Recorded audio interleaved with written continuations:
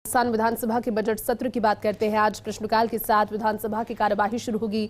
गृह, शिक्षा, स्वायत्त शासन, वन, राजस्व, पर्यटन, परिवहन, कृषि, युवा मामले और खेल, उच्च शिक्षा, आपदा प्रबंधन एवं सहायता, वित्त विभाग, कृषि विपणन संबंधित सवाल जवाब आज होंगे और सदन में अनुदान की मांगों पर चर्चा जारी रहेगी। कृषि विभाग अनुदान की मांगों पर चर्चा होगी। पशुपालन और मत्स्य विभाग के अनुदान की मांगों पर चर्चा होगी। सदन में ध्यानाकर्षण प्रस्ताव पर चर्चा होगी। विधायक रामलाल शर्मा ने ध्यानाकर्षण प्रस्ताव लगाया है। ईडब्ल्यूएस को शैक्षणिक योग्यता में 5% की छूट प्रदान किए जाने के संबंध में उच्च शिक्षा मंत्री का रामलाल शर्मा ध्यान आकर्षित करेंगे। विधायक संजय शर्मा ने भी ध्यानाकर्षण प्रस्ताव लगाया। विशेष योग्यजन को बीपीएल के समक्ष सुविधाएं प्रदान किए जाने के संबंध में उन्होंने ये ध्यानाकर्षण लगाया। तो आज प्रश्नकाल के साथ सदन की कार्यवाही शुरू होगी। राजस्थान विधानसभा में आज भी स्थितियां कुछ इस तरह की बनती हुई नजर आ सकती है, क्योंकि जहां पर सड़क से लेकर सदन तक अलग अलग मुद्दे दोनों ही दलों के पास में हैं, तो कल राजस्थान विधानसभा के बजट सत्र के दौरान जनहित के मुद्दों की भी गूंज रही थी। प्रश्नकाल के साथ आज विधानसभा की कार्यवाही शुरू होगी। गृह, शिक्षा, स्वायत्त शासन, वन, राजस्व, पर्यटन, परिवहन, कृषि, युवा मामले और खेल, उच्च शिक्षा, आपदा प्रबंधन और सहायता, वित्त विभाग, कृषि विपणन संबंधित सवाल जवाब किए जाएंगे। ध्यानाकर्षण भी आज लगाए गए हैं और सवाल उससे जुड़े हुए पूछे गए हैं। अब देखना ये महत्वपूर्ण रहेगा, क्योंकि कल वीरांगनाओं के मुद्दे पर मंत्री शांति धारीवाल ने जवाब दिया, लेकिन उसके बाद राजेंद्र राठौड़ ने बदले में उनसे कई सवाल पूछे और कई सवाल उन पर दागे और शांति धारीवाल ने यहां पर फिर से उनका जवाब दिया। चलिए, राजस्थान विधानसभा में बजट सत्र का किस तरह की कार्यवाही रह सकती है और क्या तस्वीरें आज दिन भर रह सकती है, क्या क्या कार्य होने हैं, क्या क्या प्रश्न लगाए गए हैं, और कार्यवाही की पूरी जानकारी को लेकर हमारे साथ वरिष्ठ सहयोगी ऐश्वर्य प्रधान इस वक्त विधानसभा के बाहर से लाइव जुड़ चुके हैं।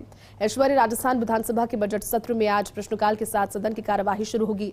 सदन में आज किन मुद्दों की गूंज रह सकती है ऐश्वर्य? और कल जिस तरह से कार्रवाई को हमने देखा था, हालांकि सवाल जवाब दोनों ओर से चलते रहे और तैयारी भी नजर आ रही थी, लेकिन आज किस तरह का दिन रह सकता है ऐश्वर्य? तमाम विधायकों ने अनेकों मुद्दों को पुरजोर शब्दों के अंदर रखा है। अपने जिले की समस्याओं को लेकर, प्रदेश के मुद्दों को, उसी तरीके से आगे भी जब तक सत्र चलेगा भारतीय जनता पार्टी के तमाम विधायक इन मुद्दों को पूरी मुखरता के साथ रखने का काम करेंगे। प्रमुख रूप से जैसे कल आप लोगों ने वीरांगनाओं के मुद्दे पर अच्छा खासा हंगामा भी किया, अपनी बात भी रखी। अब इस तरीके के क्या रेगुलर रोजाना कोई मुद्दे आएंगे क्या? क्योंकि मुझे याद आता है कि एक वक्त में आप लोग रोजाना एक मुद्दा पकड़ते थे, उस मुद्दे के आधार पर सरकार को घेरा करते। देखिए, मुद्दे अनेक हैं इस सरकार के विरुद्ध के अंदर। कल भी जिस तरीके से शांति धारीवाल जी की अब उम्र हो चुकी है और सरकार को इनको रिटायरमेंट करना चाहिए, उसका कारण ये है कि जिस तरीके से इस पवित्र सदन के अंदर एक बार उन्होंने कहा था कि बलात्कार के मामले इसलिए बढ़ रहे हैं कि राजस्थान तो मर्दों का प्रदेश है। कल भी जिस तरीके से वीरांगनाओं के आपत्तिजनक शब्दों का प्रयोग किया गया कि काहे की वीरांगना, वो तो नाते चली गई। मेरे ख्याल से राजस्थान का एक भी व्यक्ति इस तरीके के शब्दों को सहन नहीं करता। और डॉक्टर किरोड़ीलाल मीणा के लिए आतंकी कि उस तरीके का उनका व्यवहार तो एक आतंकी की तरह, इस तरीके का समाज के अंदर गुस्सा और आक्रोश है। और सिर्फ मीणा समाज में नहीं, भारतीय जनता पार्टी के तमाम कार्यकर्ताओं के अंदर भी इस शब्द को लेकर आपत्ति है। रामलाल जी, एक सवाल और है, क्या आपके बीजेपी के जो भी कार्यकर्ता या नेता कार्यक्रम करते हैं वो संगठन से परमिशन नहीं लेते? देखिए, तत्काल घटनाएं जो होती है, उन तत्काल घटनाओं के ऊपर पार्टी के तमाम कार्यकर्ताओं को निर्देश है कि आप अपना विरोध दर्ज कराइए एक प्रतिपक्ष की भूमिका के नाते। लेकिन कुछ कार्यक्रम में सरकार को घेरने के बजाय इंडिविजुअल अगर कोई करता है तो उन कार्यक्रमों को करने से पहले पार्टी के संगठन को संज्ञान में लाना नितांत आवश्यक है। तो इससे पहले कोई संज्ञान में लाता था, नहीं लाता था? कई कार्यकर्ता लाते थे, कई कार्यकर्ता नहीं लाते थे। तो ये जो कार्यकर्ता इस तरीके के मुद्दों को संज्ञान में नहीं लाते थे, इंडिविजुअल चलते थे, तो ये उनके लिए नसीहत है। क्या इस तरीके का कोई नियम पहले से ही लागू था या नहीं था? नहीं, पहले से ही कार्यकर्ताओं के लिए दिशा निर्देश है कि तत्काल ऐसी कोई घटना घटती है, बलात्कार की घटना है, लूट की घटना है, अनेकों ऐसी संवेदनशील घटनाएं घटित होती है, उस पर तत्काल पार्टी की तरफ से रिएक्शन जाना चाहिए। लेकिन कोई इंडिविजुअल मुद्दे को पकड़ के कोई कार्यकर्ता इस तरीके से कार्यक्रम करे, वो अनुचित है। आज कृषि, पशुपालन, मत्स्य ऐसे महकमों पर अनुदान मांगों की चर्चा, और कृषि एक ऐसा मुद्दा है जिसको लेकर आप सरकार को लगातार घेरते रहे हैं। आप पंच भी उसी लिहाज से करते रहे हैं कि कृषि के मुद्दे पर। और मुझे याद आता है कि जब विधानसभा चुनाव थे तो वही किसानों का कृषि का मुद्दा उठा। आप लोगों पर वो आरोप लगाते हैं कि आप लोगों ने क्या कर दिया, और आज भी किसानों की स्थिति वही है कि आप कहते थे कि किसान जो है उसकी आय दोगुनी, चार गुनी, 10 गुनी, इस तरीके से कांग्रेस आरोप लगाती है। कुल मिलाकर ये किसानों की स्थिति, कृषि महत्वपूर्ण विषय है और कृषि एक ऐसा विषय है जिससे हर एक विधायक जुड़ा हुआ है कमोबेश पूरी तरीके से वोटों के लिहाज से देखा जाए। हम तो सिर्फ आलोचना इस आधार के ऊपर नहीं करते कि हम प्रतिपक्ष के अंदर हैं, आलोचना हम तर्कों के आधार के ऊपर है। कर्ज माफी का मुद्दा जीवित है, 18,000 से अधिक किसानों की जमीन नीलाम हुई है, ये भी रिकॉर्ड के ऊपर है। राजस्थान के अंदर आज भी बाजरे की एक बोरी राजस्थान सरकार ने खरीद नहीं की, ये भी ऑन रिकॉर्ड के है। तो हम तर्कों के आधार के ऊपर सरकार को कहते हैं कि आज भी सरकार के निर्देश की वजह से 30% खराबे से अधिक बताया नहीं गया, किसानों को खराबे की राशि का मुआवजा मिला नहीं। इन तमाम मुद्दों को हम तर्कसंगत तरीके से विधानसभा के अंदर रखेंगे। तो रामलाल शर्मा ने बात की है कि आज कृषि और किसानों के मुद्दों को तर्कसंगत रूप से विधानसभा में रखा जाएगा।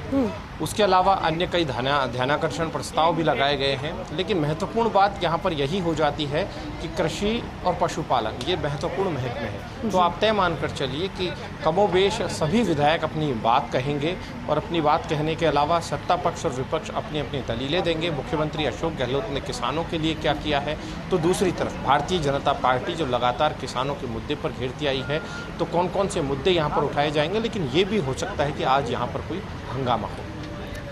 बिल्कुल ऐश्वर्या, आज देखना ही महत्वपूर्ण रहेगा और लगातार आगे भी अपडेट आपसे लेते रहेंगे। फिलहाल बहुत बहुत शुक्रिया हमारे साथ जुड़ने के लिए और पूरी बातचीत के लिए।